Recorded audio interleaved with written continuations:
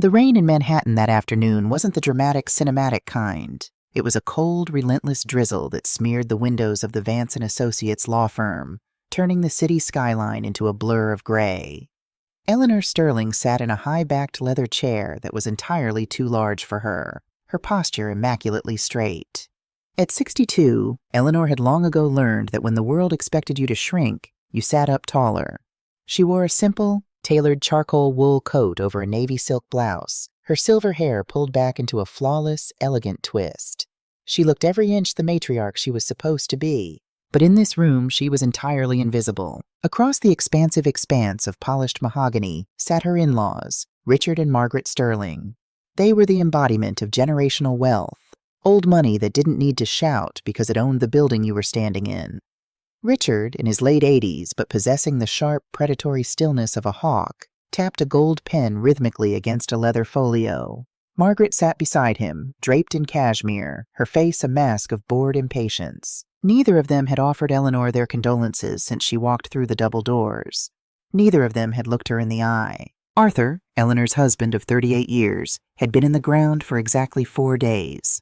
At the head of the table stood Julian Vance, a man whose tailored Italian suit cost more than the first car Eleanor and Arthur had bought together. Julian was the Sterling's attack dog disguised as a legal counselor. He had the kind of polished, arrogant smile that made Eleanor's stomach turn, even on a good day. Today, it was unbearable. "If we are all ready," Julian began, his voice smooth and devoid of any genuine empathy, "we will proceed with the reading of the finalized, amended trust and last will and testament of Arthur Harrison Sterling." Eleanor folded her hands in her lap. The gold band on her left ring finger felt suddenly heavy. Arthur had been a gentleman, a brilliant architect whose soul was fundamentally too soft for the cutthroat empire his family had built. He had loved Eleanor with a quiet, persistent devotion, shielding her as best he could from the freezing contempt of his parents. Richard and Margaret had never forgiven Arthur for marrying a woman who had worked her way through state college as a librarian. To them, Eleanor wasn't family. She was a prolonged 38-year administrative error. Julian adjusted his tortoiseshell glasses and began to read. For the first 10 minutes, it was standard legal preamble. Bequests to the university, allocations for the Sterling Charity Foundation, distributions of minor physical assets. Then the tone shifted. Regarding the primary family trust, encompassing the commercial real estate holdings, the tech sector shares, and liquid capital, totaling an estimated valuation of $77 million, Julian read, not looking up. Pursuant to the addendum signed on the 14th of October of this year, full executive control, distribution rights, and beneficiary status are hereby transferred in their entirety to the Sterling Family Trust, managed by Richard and Margaret Sterling. Eleanor stopped breathing. The room went deathly quiet, save for the rhythmic tap-tap-tap of Richard's gold pen. Julian turned a page, his voice taking on a clipped transactional rhythm. All previous designations, including co-trustee privileges and spousal survivor allocations previously granted to Eleanor Vance Sterling, are hereby revoked, superseded by this finalized document. Eleanor stared at the grain of the mahogany table. Revoked. The word echoed in her mind, bouncing off the walls of her skull. 38 years of marriage. 38 years of building a life.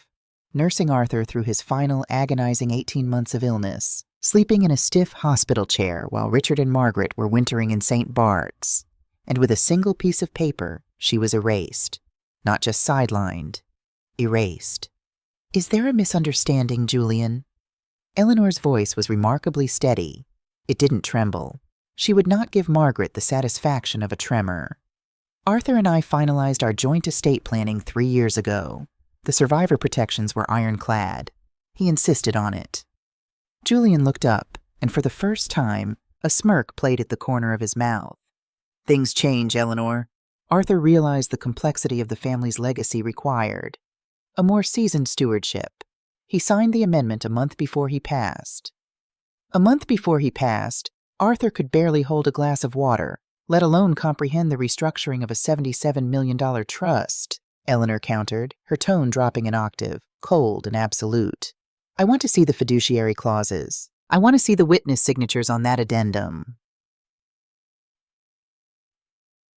That was when it happened. Julian Vance looked at the grieving widow sitting across from him, leaned back in his expensive chair, and laughed.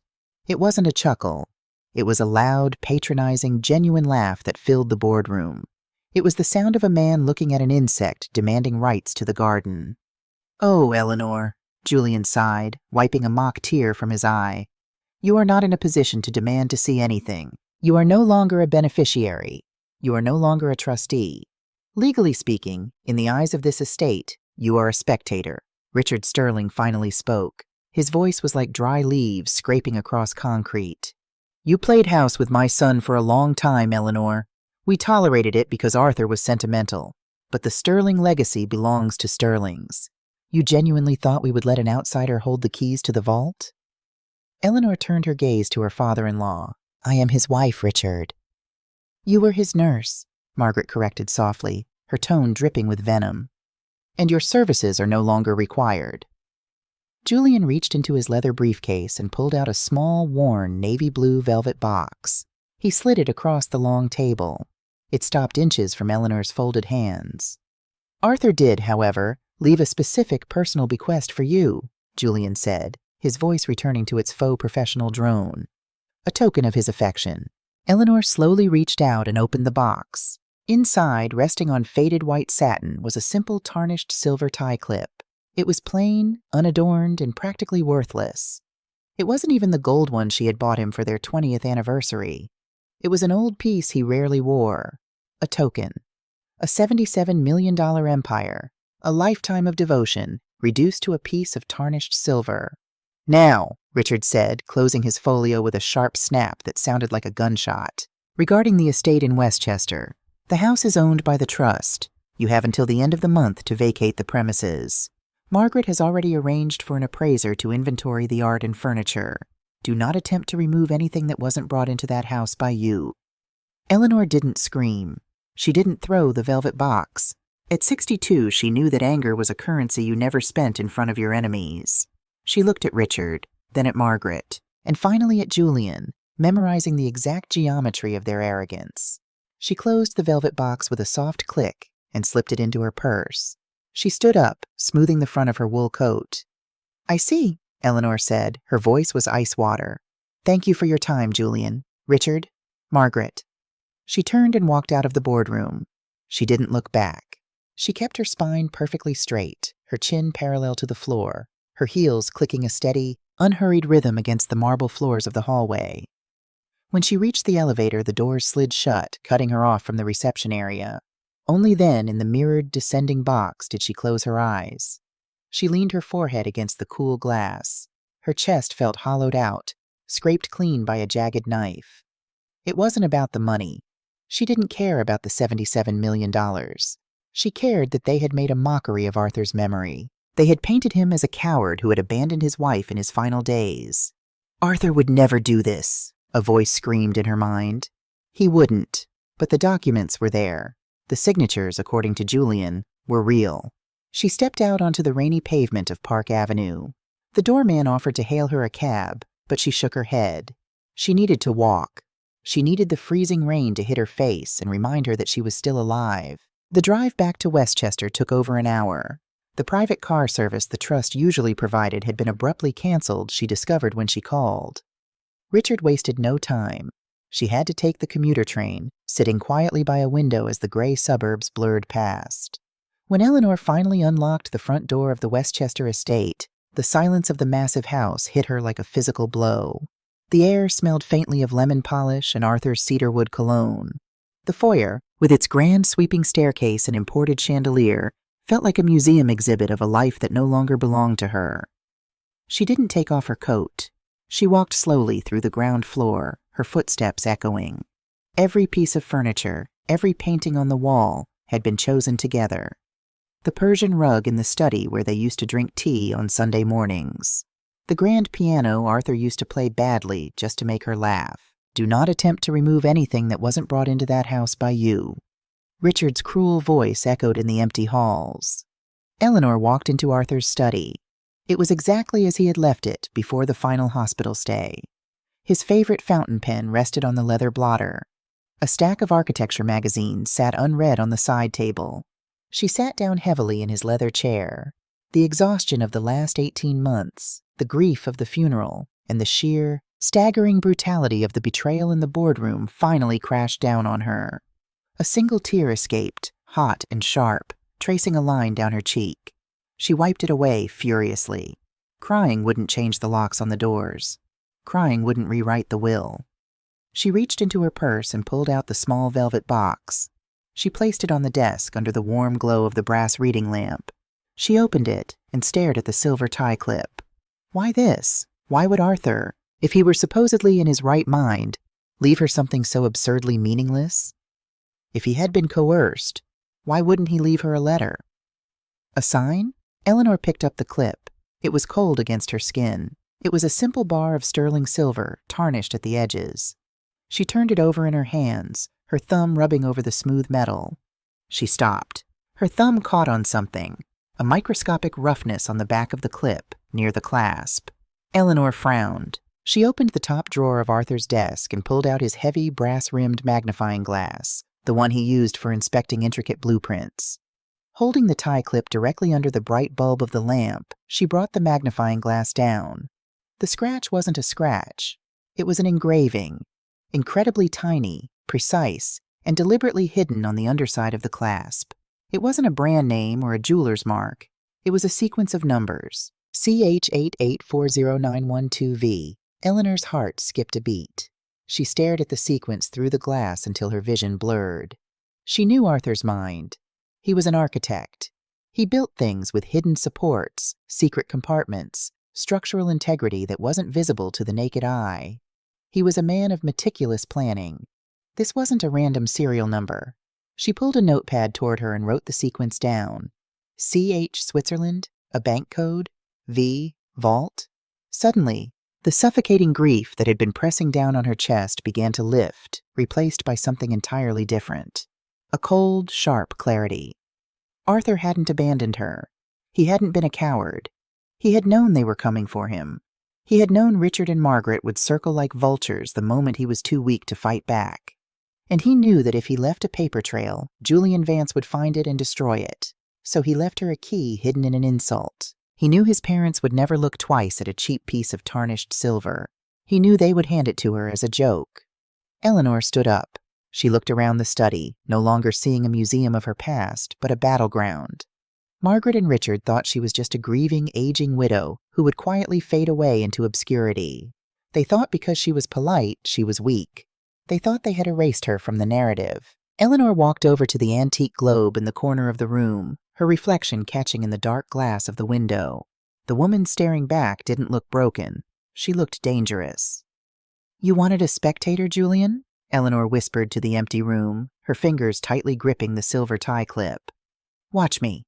The first rule of surviving a war with the Sterling family was to never use anyone on their payroll. That eliminated 90% of the top-tier financial investigators in Manhattan. The Sterlings had retainers with every white-shoe law firm, every major accounting agency, and every private security contractor worth their salt. To fight old money, Eleanor needed someone who lived entirely outside their ecosystem. She found Marcus Thorne in a cramped second-floor office above a failing dry cleaner in Queens. Marcus was 34, functionally nocturnal, and possessed a resume that included a stint at the IRS Criminal Investigation Division, which he had left under creatively ambiguous circumstances. He didn't wear Italian suits. When Eleanor walked into his office, he was wearing a faded band t-shirt, staring at 3 different computer monitors, surrounded by empty coffee cups. He looked up, taking in Eleanor's impeccably tailored wool coat, the subtle pearl earrings, and the rigid aristocratic posture. "You're lost," Marcus said, his voice gravelly from disuse. "The hedge fund wives' divorce attorneys are back in Midtown." "I am a widow, Mr. Thorne, not a divorcee," Eleanor replied, stepping into the room and closing the frosted glass door behind her. "And I don't need a lawyer. I need a ghost."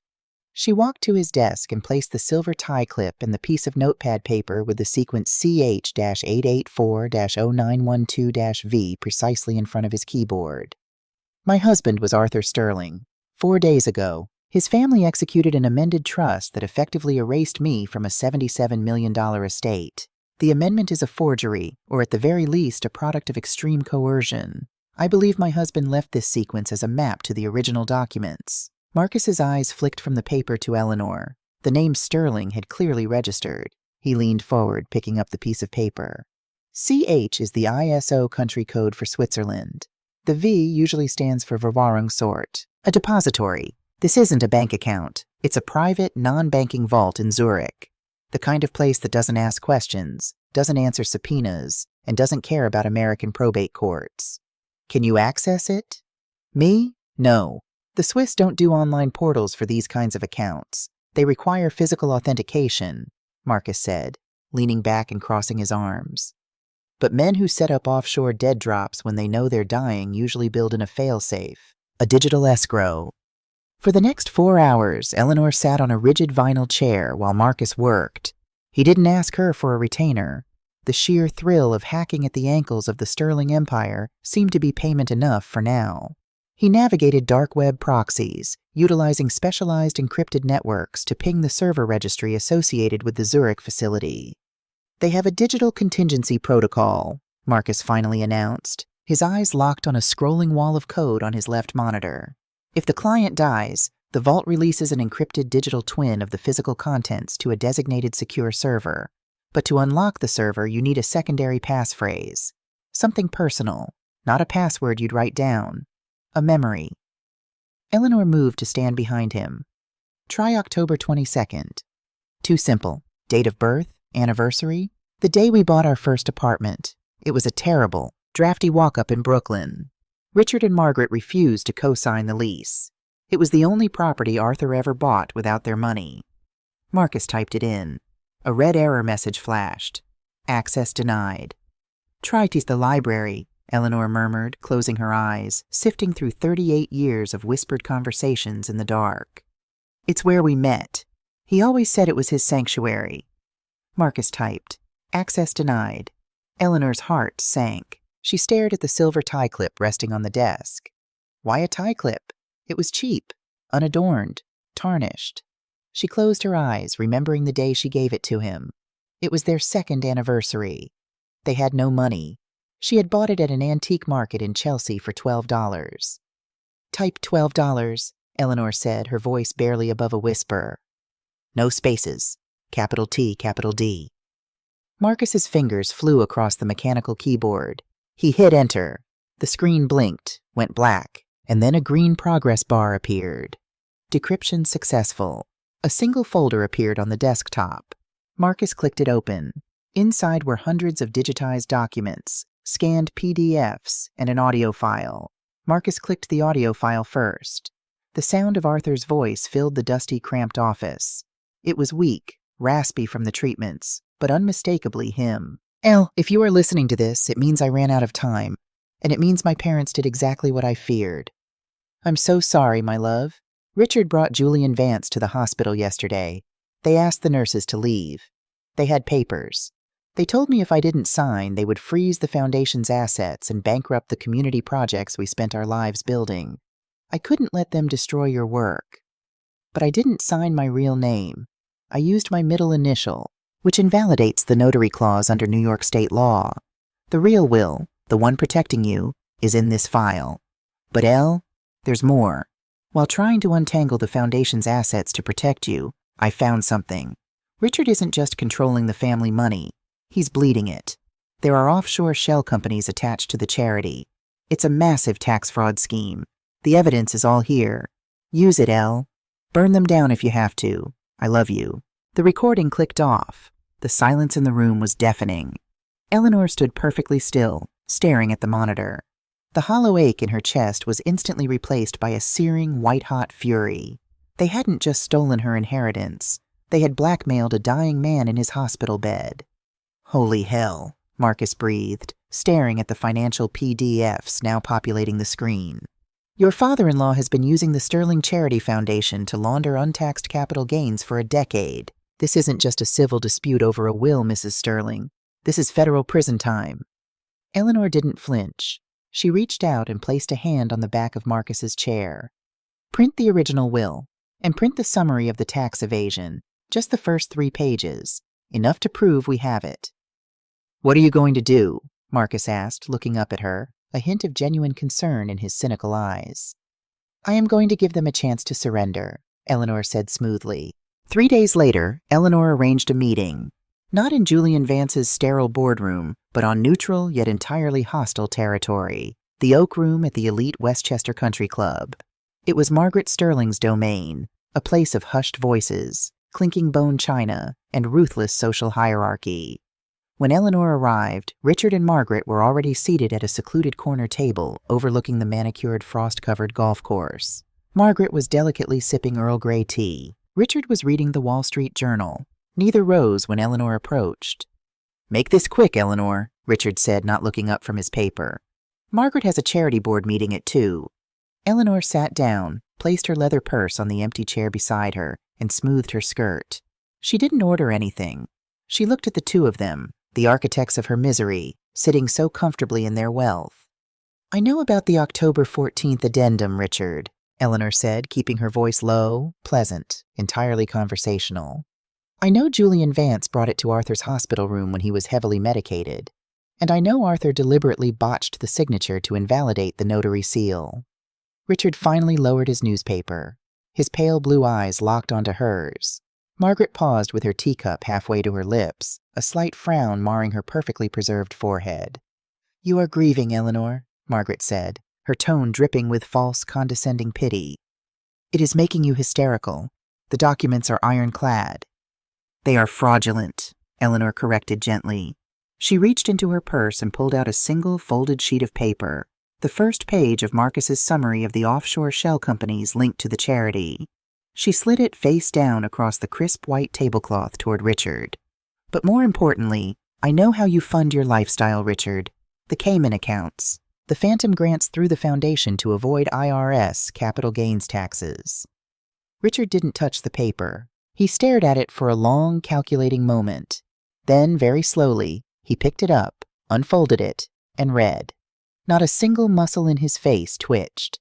He was a master of the poker face, a man who had negotiated corporate takeovers and crushed rivals without raising his voice. He neatly refolded the paper and placed it in the breast pocket of his bespoke suit. "What do you want, Eleanor?" Richard asked. The patronizing tone was gone. It was replaced by the cold, flat deadliness of a predator assessing a threat.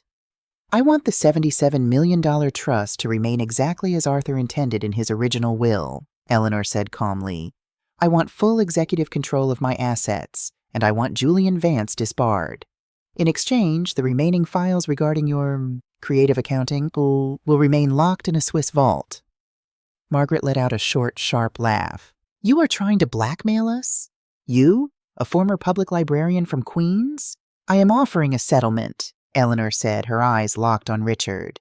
"You have 24 hours to contact Julian and reverse the probate filing. If you don't, I go to the federal authorities." Eleanor stood up, picked up her purse, and walked out of the Oak Room. She felt a surge of adrenaline, a profound sense of triumph. She had cornered them. She had the high ground. She had no idea she had just walked into a massacre. The retaliation did not take 24 hours. It took less than 3.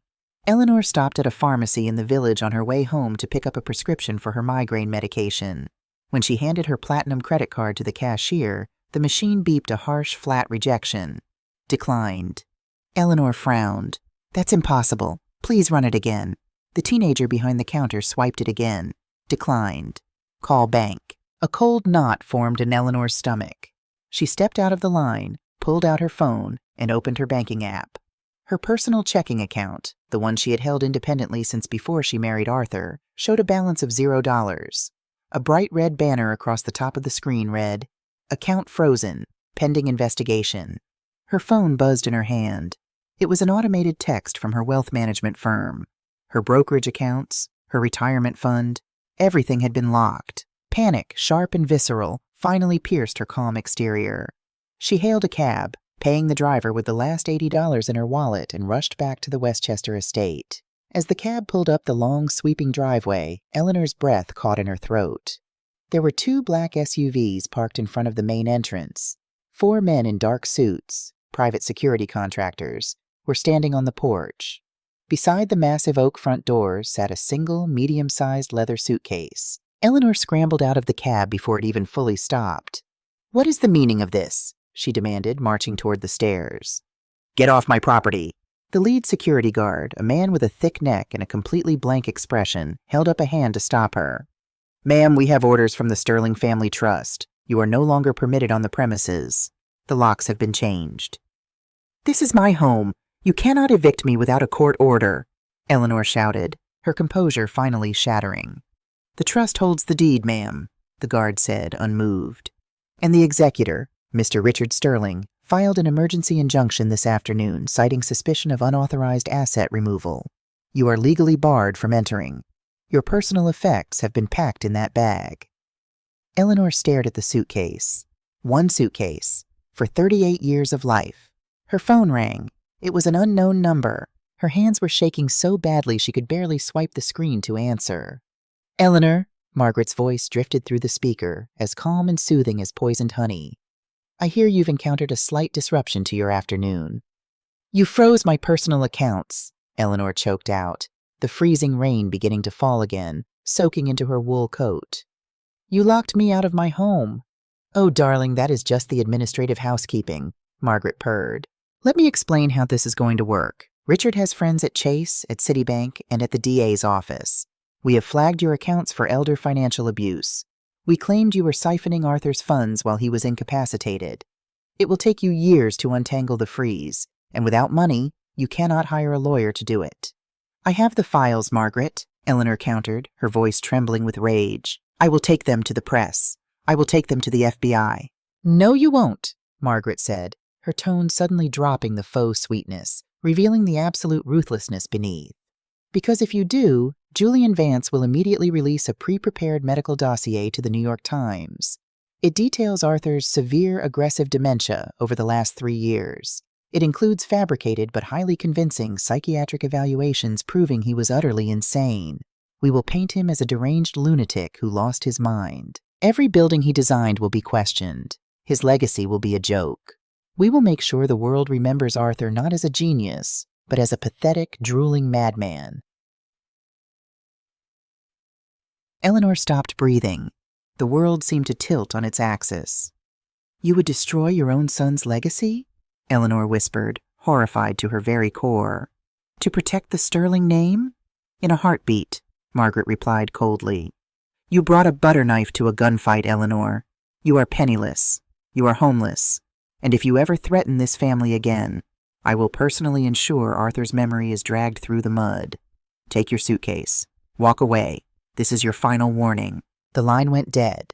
Eleanor stood on the driveway, the phone slipping from her numb fingers. The freezing rain plastered her silver hair to her cheeks. She looked at the massive stone facade of the house she had loved, guarded by men she didn't know. She looked at the single leather suitcase resting on the wet pavement. She had tried to play by the rules of civilized negotiation. She had tried to offer them an out.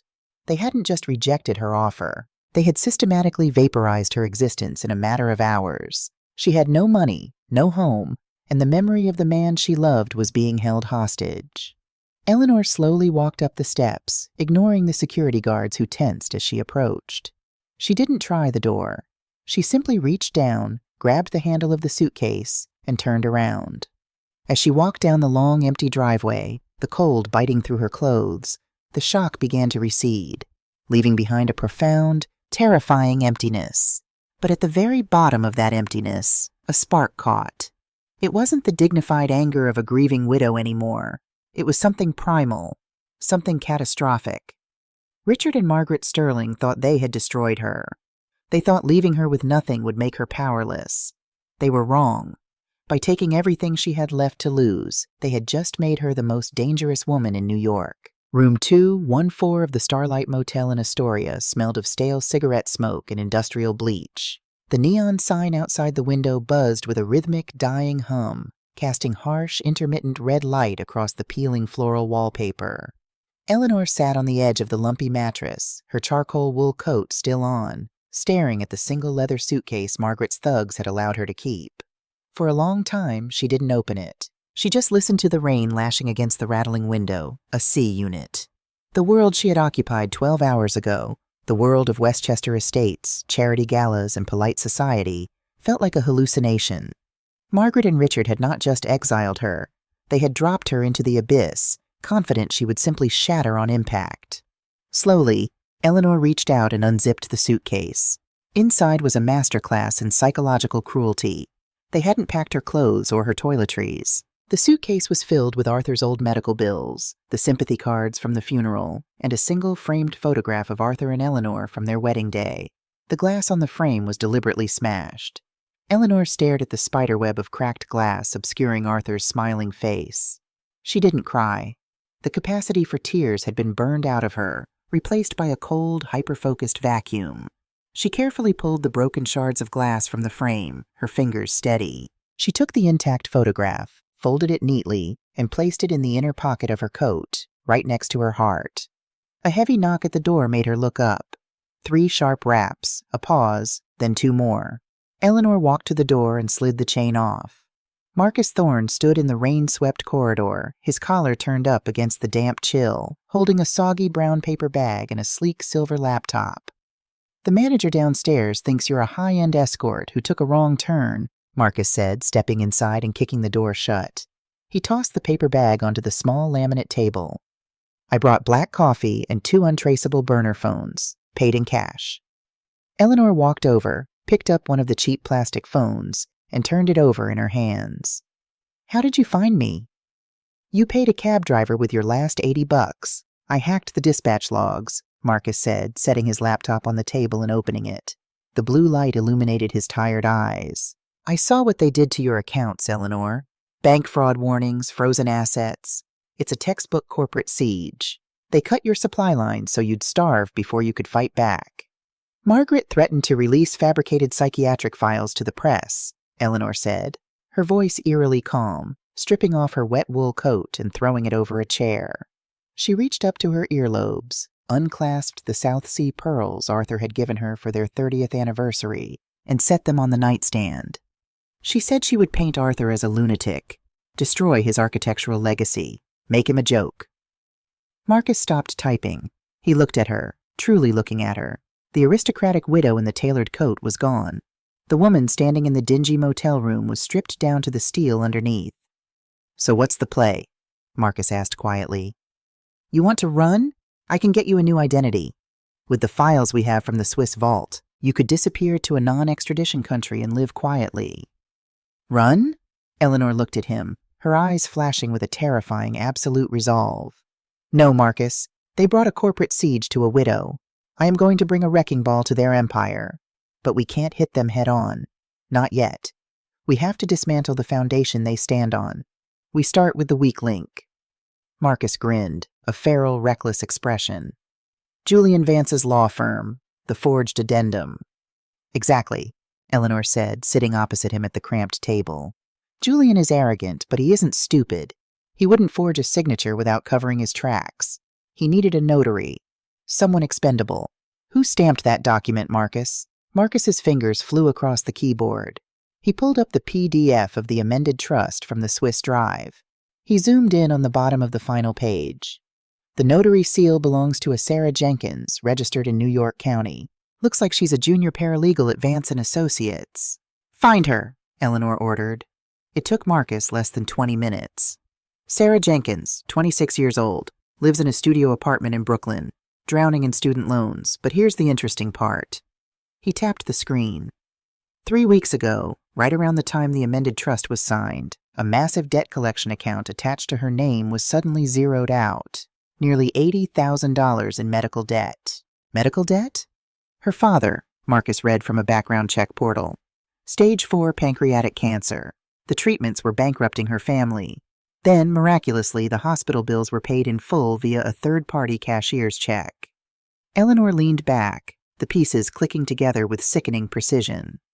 They didn't just order her to forge the date. They bought her. Julian used the Sterling Charity Foundation's slush fund to pay off her father's medical bills in exchange for her backdating a notary stamp on a document Arthur never signed.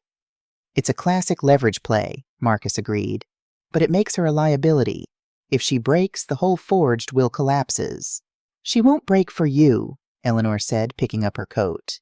"She's terrified of Julian Vance. She needs to understand that Julian Vance is not the scariest person in this equation." "John," The Midnight Diner in Brooklyn was a neon-lit relic that smelled of old grease and burnt coffee. It was 11 p.m. Eleanor sat in a cracked vinyl booth near the back, a cup of untouched black tea in front of her. She wore a simple beige trench coat she had bought at a thrift store down the street, her silver hair pulled back severely. She watched through the greasy window as Sarah Jenkins walked out of the subway station across the street. The girl looked exhausted, clutching her purse tight against her side, her shoulders slumped under the weight of the city. As Sarah slid into the booth across from her, assuming Eleanor was the late-night Craigslist buyer for a used textbook she had advertised, Eleanor didn't introduce herself immediately. "You look tired, Sarah," Eleanor said softly. Sarah blinked, confused. "Do I know you? Are you here for the textbook?" "No, my dear. I'm here about your father," Eleanor said, her voice gentle but anchored with an immovable weight. "I understand the relief of knowing someone you love is finally getting the care they need. I know what it's like to sit in those hard plastic hospital chairs, praying for a miracle." Sarah's face went pale. Her grip on her purse tightened. "Who are you?" "My name is Eleanor Sterling," she said, watching the blood drain completely from the young woman's face. "The woman whose life you signed away 3 weeks ago." Sarah tried to stand up, panic seizing her features. I don't know what you're talking about. I have to go." "Sit down, Sarah," Eleanor commanded. The tone wasn't loud, but it carried the absolute authority of a woman who had spent decades managing the egos of billionaires. Sarah slowly sank back into the vinyl seat, trembling. "Julian Vance is a monster in a nice suit," Eleanor said, leaning forward. "He told you it was a technicality. He told you my husband wanted the changes, that it was just a matter of convenience to backdate the stamp while he was out of the office. And in exchange, he wiped away $80,000 of your father's debt. It felt like a blessing, didn't it?" Tears welled in Sarah's eyes. "My dad was going to be moved to a state facility. He was in so much pain. Mr. Vance said. He said the family just needed to expedite the paperwork. He said no one would get hurt." "I was hurt," Eleanor said, her voice devoid of pity. "I was thrown out of my home today. I was stripped of my husband's legacy. Because of your stamp." Sarah covered her face with her hands, a stifled sob escaping her throat. "I'm sorry. I'm so sorry. But if I say anything, Mr. Vance will ruin me. He'll have me disbarred before I even pass the bar exam. He'll say I embezzled the money." Eleanor reached out and gently pulled Sarah's hands away from her face. "Julian Vance is already planning to ruin you," Eleanor said coldly. "Do you think men like Richard Sterling leave loose ends? The money used to pay your father's bills came from an offshore account tied to the Sterling Charity Foundation. It's dirty money, Sarah. The moment the IRS looks into that foundation, your name is attached to an $80,000 illegal disbursement. They set you up to be the fall girl." Sarah stared at her, the reality of her situation crashing down.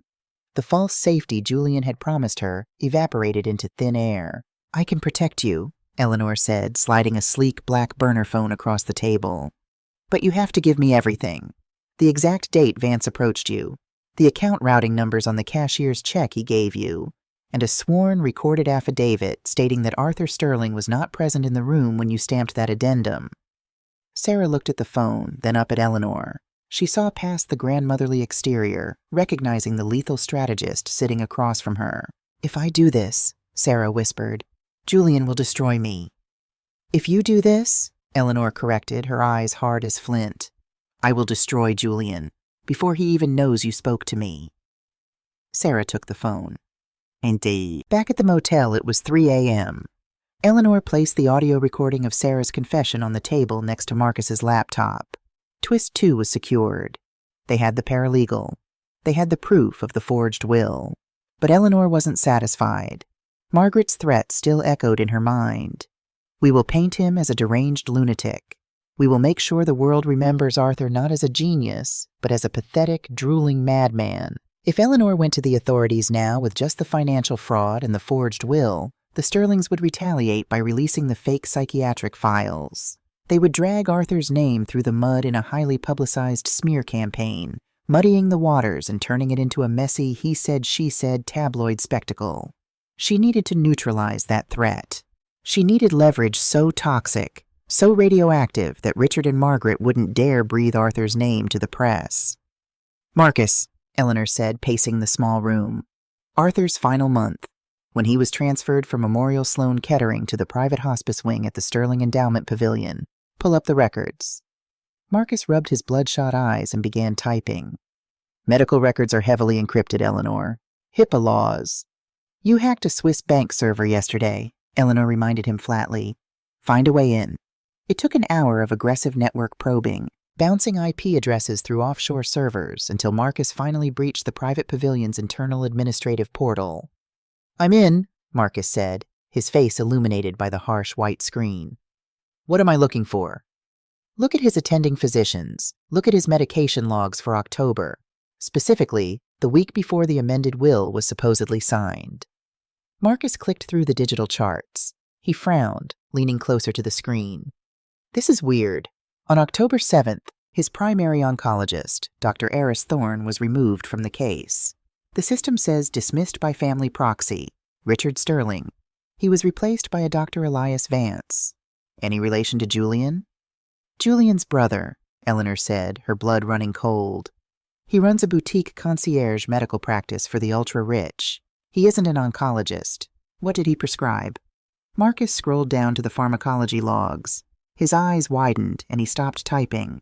The silence in the room stretched, thick and suffocating. "Marcus?" Eleanor prompted, stepping behind him. "Tell me." "Eleanor?" Marcus hesitated, a look of genuine horror crossing his cynical face. "They didn't just isolate him." Marcus highlighted a section of the chart. "Arthur was on a standard palliative care regimen for pain management, but the day Elias Vance took over, he quadrupled the dosage of fentanyl and introduced heavy doses of haloperidol, an aggressive antipsychotic usually used for severe schizophrenia or delirium. And he prescribed it intravenously, round the clock." Eleanor stared at the numbers on the screen. She had been there. She had sat by Arthur's bed, holding his hand, watching him slip into a hazy, unresponsive state. The nurses had told her it was the natural progression of the disease. They had looked her in the eye and lied. "There's no medical justification for this combination for a pancreatic cancer patient," Marcus said, his voice hushed. "This isn't pain management. This is chemical restraint. They purposefully induced a state of profound delirium and incapacitation." The realization hit Eleanor like a physical blow to the chest, driving the air from her lungs. She stumbled back, hitting the edge of the cheap motel table. Richard and Margaret hadn't just waited for Arthur to die. They hadn't just bullied a sick man. When Arthur had realized what they were trying to do to Eleanor and his foundation, he must have threatened to call his lawyers and legally revoke his parents' access to everything. To stop him, Richard and Margaret had fired his doctors. They brought in a corrupt physician on their payroll. They strapped their own son to a bed and pumped his veins full of antipsychotics, trapping him in a chemical nightmare so he couldn't speak, couldn't write, couldn't fight back.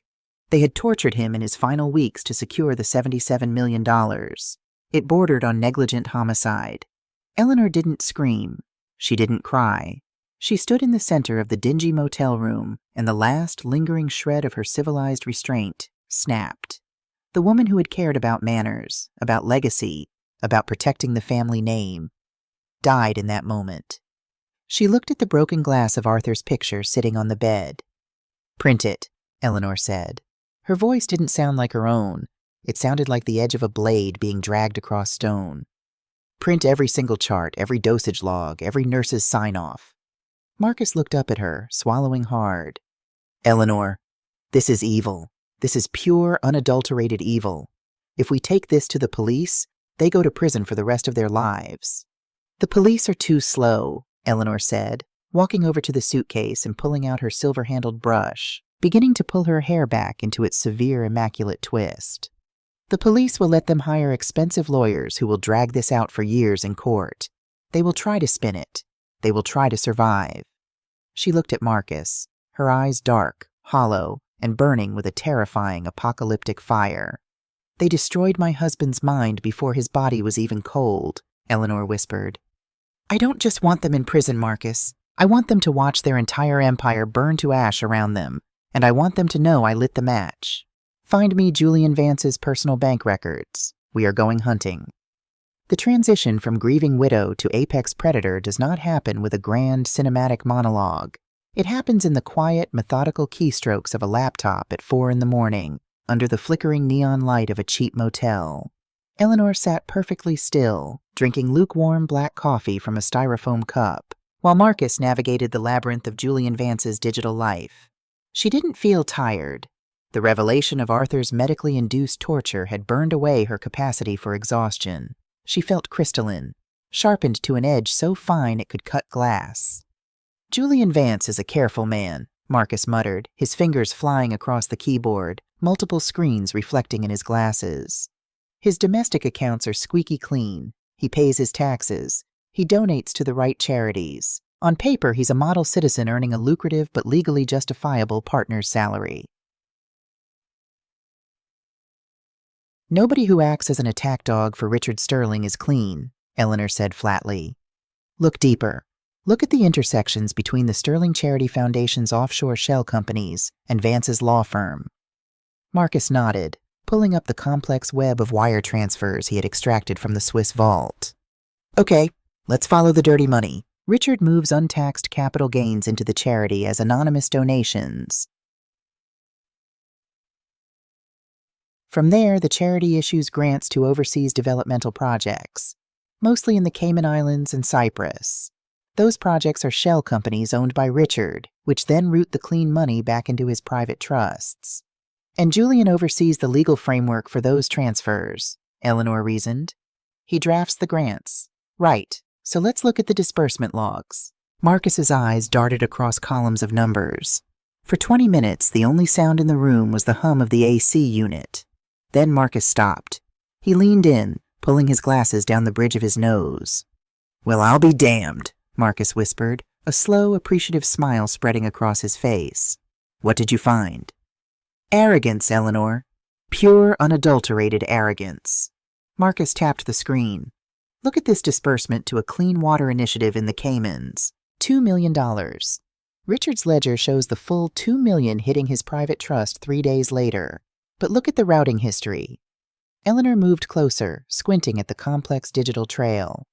"The foundation sent $2.2 million, Marcus explained, tracing the line with his finger. $200,000 was peeled off at a relay bank in the Bahamas before the rest reached Richard's shell company. I checked 5 other grants over the last 3 years. Every single one has a discrepancy of between 8 and 12%. Someone is skimming off the top of Richard Sterling's money laundering operation." "And sending it where?" Eleanor asked, her heart beating a steady, rhythmic drum against her ribs. "To a blind trust in Panama registered under the name Apex Holdings," Marcus said, his fingers already moving to crack the Panamanian registry. "Give me 5 minutes. Bypassing the firewall. Running the corporate officers." Marcus hit enter with a dramatic flourish. The screen populated with a single name and a scanned passport photo. Julian Vance. Eleanor stared at the arrogant, smiling face of the lawyer on the screen. Over the last 4 years, Julian had quietly siphoned nearly $6 million from the Sterling family's slush fund. He was stealing from the very people who paid him to protect their empire. "He thinks Richard is too old and too removed from the digital logistics to notice," Marcus said, shaking his head. "Stealing from old money is one thing. Stealing from a man like Richard Sterling? That's signing your own death warrant. If Richard finds out, Vance won't just be disbarred. He'll disappear." "Print the routing numbers. Print the Panamanian trust documents," Eleanor commanded, her voice dropping to a dangerously calm register. She walked over to the closet and pulled out the beige trench coat. "Put them in a manila folder." "Eleanor, what are we doing?" Marcus asked, hesitating as the printer whirred to life. "This is a tactical nuke. If we give this to the FBI alongside the medical records, Vance goes away for a decade." "I don't want Julian Vance in a federal prison," Eleanor said, turning to face him, the motel room light casting harsh shadows across her cheekbones. "A prison cell is a sanctuary. He'd make deals. He'd write a book. No, Marcus. Julian Vance is going to be the architect of his own master's destruction. And when he is done, I am going to leave him with nothing." She checked her watch. It was 5:45 a.m. "Find out where Julian parks his car," Eleanor said.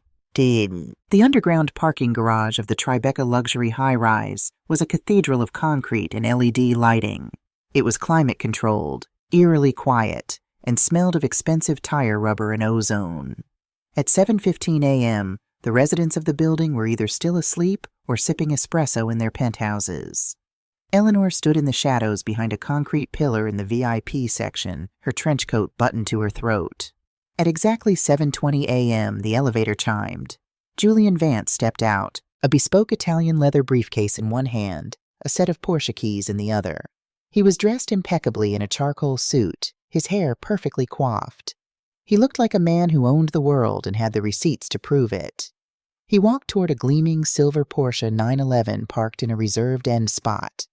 As he clicked the unlock button and reached for the door handle, Eleanor stepped out from behind the pillar. "Good morning, Julian," she said. Her voice echoed sharply off the concrete ceiling. Julian jumped, dropping his keys. He spun around, his hand instinctively going to his chest. When he saw who it was, the alarm on his face instantly morphed into an ugly, condescending sneer. "Jesus, Eleanor," he spat, bending down to pick up his keys. "Are you stalking me now? The security in this building is supposed to keep the riffraff out. I suppose you slipped in behind a garbage truck?" He stood up, adjusting his cuffs. "I heard about your little eviction yesterday. Tragic. But I warned you. If you've come to beg for an allowance, you're wasting your time. Richard has instructed me to file a restraining order if you contact the family again." Eleanor didn't react to the insult. She didn't flinch. She simply walked closer, the clicking of her low heels echoing like the ticking of a metronome. She stopped exactly 3 feet away from him, invading his personal space just enough to make him instinctively lean back against his car. She held out a plain manila folder. "I didn't come to beg, Julian," she said softly. "I came to deliver your obituary." Julian looked at the folder, then at her, a patronizing laugh bubbling in his throat. "What is this? Are you threatening me, Eleanor? A librarian playing detective? Open it!" Something in her voice, the utter absence of fear, the chilling, absolute certainty, made Julian's laugh die in his throat. He hesitated, then snatched the folder from her hands. He flipped it open. He looked at the first page, the routing numbers from the Bahamas. He looked at the second page, the Panamanian trust documents bearing his name and passport photo. He looked at the third page, a heavily highlighted spreadsheet showing exactly $6.2 million siphoned from Richard Sterling's offshore charity accounts. Eleanor watched the blood drain from Julian's face in real time. The arrogant, untouchable lawyer vanished, replaced by a terrified, hyperventilating animal caught in a trap. His hands began to shake so violently the papers rustled against the cardboard folder. "Where?" Julian choked, his voice cracking. "Where did you get this?" "Arthur was a brilliant man, Julian," Eleanor lied smoothly, weaving a narrative that would terrify him even more. "You really thought he would let a parasite like you manage his legacy without putting a failsafe in place? He had private investigators tracking your movements for 2 years. This is doctored," Julian stammered, though his eyes darted frantically around the empty garage as if expecting Richard Sterling to step out of the shadows. "It's fake. We both know it's not," Eleanor said, taking a deliberate step closer. "And we both know what Richard will do when he sees it. He doesn't sue people who steal from him, Julian. He destroys them. He will freeze every asset you have. He will ensure you are disbarred, publicly humiliated, and then he will have his private security contractors take you for a very long drive upstate. You won't even make it to a courtroom." Julian swallowed hard, sweat beading on his forehead despite the cool climate control of the garage. He dropped his briefcase. It hit the concrete with a heavy thud. "What do you want?" he whispered, completely broken. "I want the $77 million, Eleanor said, her voice hard as diamonds. "But more than that, I want Richard and Margaret to watch it slip through their fingers while they are powerless to stop it." "They'll kill me," Julian breathed. "If I reverse the probate, they'll know I flipped. They'll look into my accounts." "You are not going to reverse the probate," Eleanor corrected him. "You are going to restructure it. You have full power of attorney over the Sterling Family Trust as their primary legal counsel, do you not?" Julian nodded slowly, wiping his mouth with the back of his trembling hand. "You are going to draft a new, irrevocable trust," Eleanor instructed. "The Eleanor Sterling Foundation. You will transfer the entirety of the $77 million, the tech shares, the commercial real estate, the liquid capital, out of the Sterling family trust and into mine. You will bury the transfer in a labyrinth of corporate acquisitions so dense it will take Richard's accountants 2 weeks to even realize the money is gone, and you will make me the sole untouchable beneficiary. Julian stared at her as if she had grown a second head. You want me to steal $77 million from Richard Sterling? I want you to return what is mine, Eleanor snapped, her eyes blazing. And while you are doing that, you will write a sworn, notarized affidavit. You will confess to forging the October 14th addendum. You will confess to bribing Sarah Jenkins with charity funds. And you will detail exactly how Richard Sterling has been using the foundation to evade federal taxes. If I sign that, I go to prison, Julian hissed, panic rising in his chest. If you don't sign it, Eleanor said, reaching into her coat pocket and pulling out her burner phone, I press send, and this folder goes directly to Richard's private email server. He will have his security team waiting for you when you step out of this garage. You choose, Julian, white-collar federal prison or Richard Sterling. Julian leaned heavily against the hood of his Porsche, closing his eyes. His chest heaved. He had built his entire career on bullying the weak, exploiting loopholes, and serving the ruthless. He had never expected the quiet, polite widow from Westchester to hold a knife to his throat. Okay, Julian whispered, his voice completely defeated. Okay, I'll do it. I'll draft the papers today. You will do it right now, Eleanor said, checking her watch. We are going to your office. You will clear your schedule. And Julian? He opened his eyes, looking at her with abject terror. If you attempt to alert security, or if you try to tip off Richard, Eleanor said, leaning in so close he could smell the faint scent of Arthur's cedarwood cologne she had sprayed on her wrists that morning. I won't just send the files to Richard. I will send Dr. Elias Vance's pharmacology logs to the DEA. I know what you and your brother did to my husband in that hospital room. Julian stopped breathing. His eyes went wide with the horrific realization that she knew everything. The embezzlement was just leverage. The medical records were the executioner's axe. Get your briefcase, Eleanor commanded. She turned and began walking toward the elevator, not looking back to see if he was following. She didn't need to. She had him by the throat, and she wasn't going to let go until the Sterling Empire was nothing but dust. By 4 p.m. that afternoon, Eleanor sat in a private, rented conference room at a co-working space in Manhattan, a far cry from the opulent Vance and Associates boardroom. Marcus sat next to her, rapidly verifying the digital documents Julian Vance was transferring to them in real time.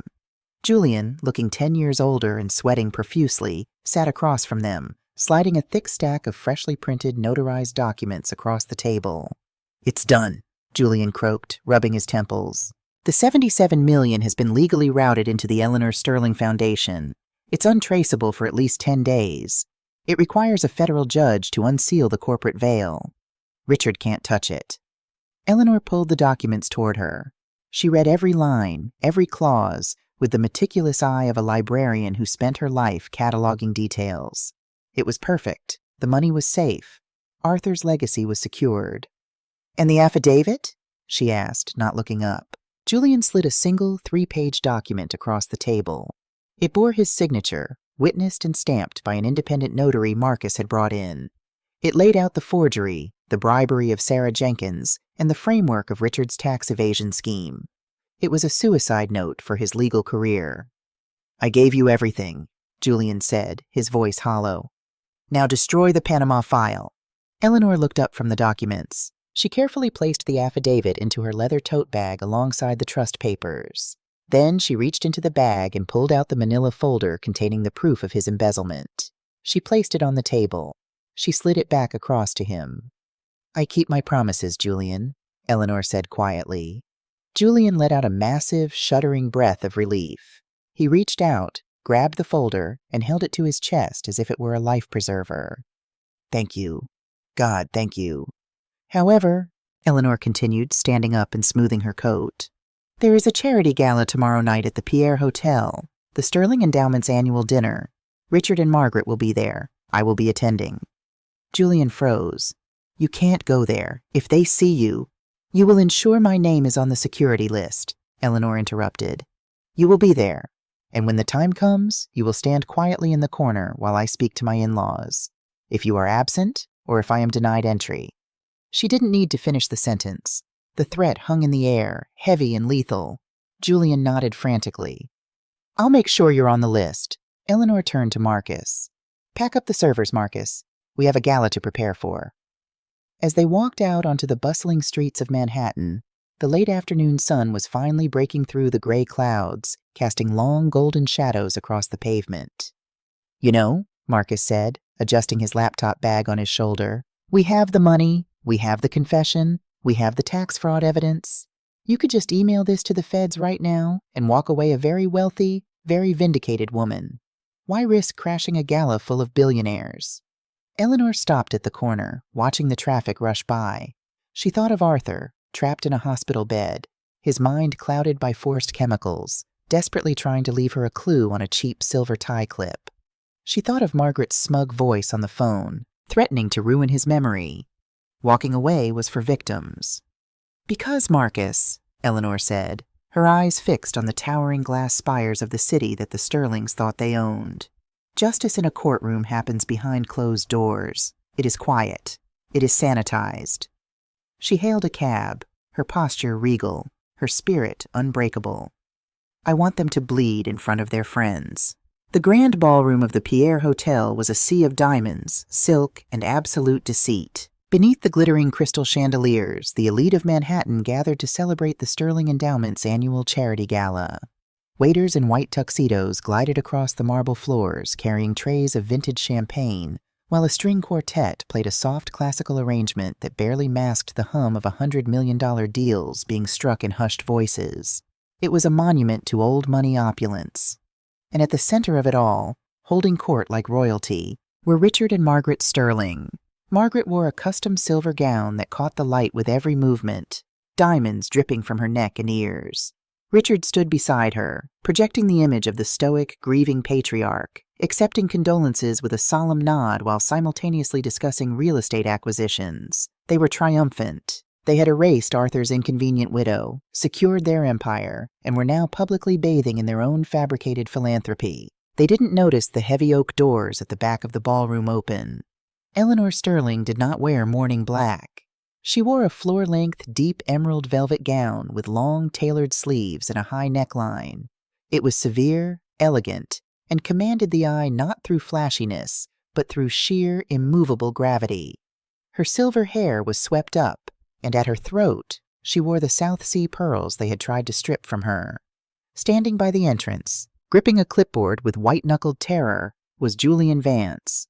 When Eleanor stepped past him, he didn't say a word. He just swallowed hard and looked at the floor. Eleanor began to walk through the crowd. She didn't rush. She moved with the slow, deliberate grace of a predator that has already locked the cage doors. As she passed, conversations began to die out. Heads turned. Whispers rippled through the crowd like a sudden chill in the air. "Isn't that Arthur's wife? I thought she was institutionalized. I heard she moved to Florida." The whispers reached Margaret first. She turned, her polite, practiced smile freezing on her face as her eyes locked onto Eleanor. For a fraction of a second, the mask slipped, revealing pure, venomous shock. She tapped Richard's arm, her perfectly manicured nails digging into his tuxedo jacket. Richard turned. His pale blue eyes narrowed into dangerous slits. He immediately signaled to two massive private security men standing near the ice sculpture. Eleanor didn't alter her pace. She walked directly toward the Sterlings, stopping exactly 5 feet away from them. The surrounding guests, sensing the sudden drop in barometric pressure, instinctively took a step back, creating a wide, quiet circle around the family. "Eleanor," Richard said, his voice a low, vibrating growl intended only for her, "you have exactly 10 seconds to turn around and walk out those doors before my men physically drag you into the alley." "Good evening, Richard. Margaret," Eleanor said, her voice carrying clearly over the soft music. She offered a small, terrifyingly serene smile. "I wouldn't advise making a scene in front of the mayor and the press. We have family business to discuss.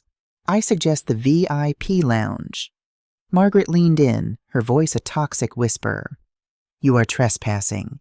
You have no money, no power, and no standing here. We warned you about what would happen if you showed your face." "And I am calling your bluff, Margaret," Eleanor replied without blinking.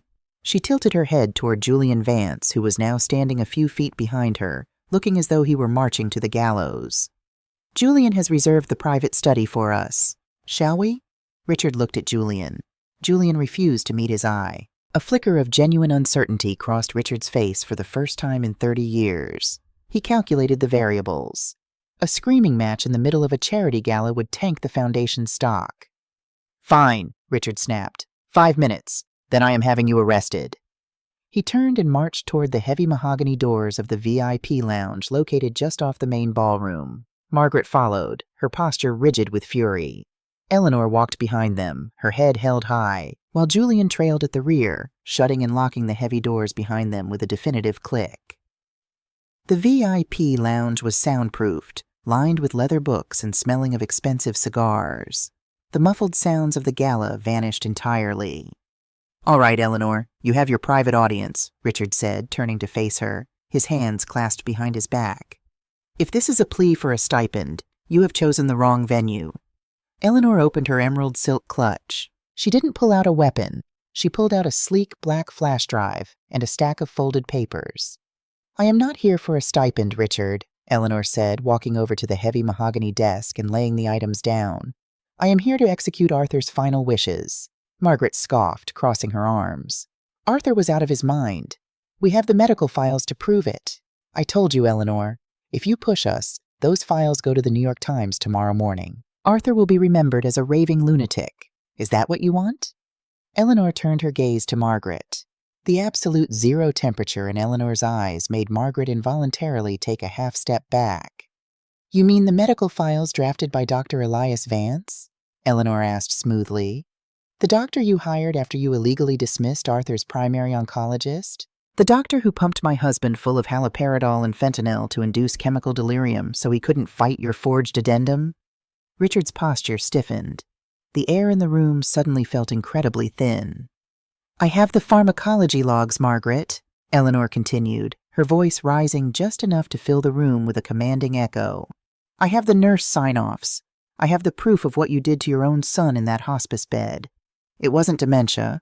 It was torture." "That is an outrageous, slanderous lie," Margaret hissed, her face flushing a deep, ugly red. "Julian, call the police right now. I want this woman removed." Julian didn't move. He stood pressed against the locked door, his face slick with sweat. "Julian isn't going to call the police, Margaret," Eleanor said gently. She picked up the first piece of paper from the desk. "Because Julian has been very busy. He spent the afternoon drafting a sworn, notarized affidavit. In it, he confesses to bribing a paralegal named Sarah Jenkins with $80,000 of charity funds to backdate a forged trust addendum." Richard spun around, his eyes locking onto his lawyer. "Julian, what is she talking about?" Julian squeezed his eyes shut. "I'm sorry, Richard, she knows everything." "It gets better, Richard," Eleanor said, stepping forward, dominating the space. "Julian also confessed to exactly how you used the Sterling Charity Foundation to launder your untaxed capital gains through Cayman Island shell companies." "You have nothing," Richard snarled, stepping toward her, the facade of the civilized patriarch completely gone. He looked like a cornered animal. "A coerced confession from a cowardly lawyer won't hold up in court. I have an army of attorneys who will bury you in litigation until you die of old age. You are a penniless widow living in a motel." "I am aware of your legal army," Eleanor said, completely unfazed by his physical intimidation. She picked up the second document. "Which is why I didn't rely solely on Julian's word. I followed the money. Specifically, the $6.2 million Julian has been skimming off the top of your money laundering operation for the last 4 years and hiding in a Panamanian blind trust." Richard stopped dead in his tracks. He slowly turned his head back to Julian. The look of murderous, unhinged rage on the billionaire's face was terrifying. "You stole from me?" Richard whispered. Julian whimpered, pressing himself harder against the door. "He did," Eleanor confirmed cheerfully, "and he provided all the offshore routing numbers to prove it. So you see, Richard, you don't just have a forged will problem. You have a massive IRS tax fraud problem, and a negligent homicide problem regarding your son." Silence descended on the room. It was absolute and crushing. The realization of their total exposure hit Richard and Margaret simultaneously. Decades of power, of manipulating the law, of crushing anyone who stood in their way, all of it dismantled by the woman they had thrown onto the street with a single suitcase. Margaret sank into one of the leather armchairs, her hands trembling so violently her diamond bracelets rattled against the armrests. Richard, however, was a survivor. His mind raced, calculating the damage, looking for the exit strategy. He took a deep breath, smoothing his tuxedo jacket, attempting to regain control. "All right, Eleanor," Richard said, his voice returning to a low, gravelly calm.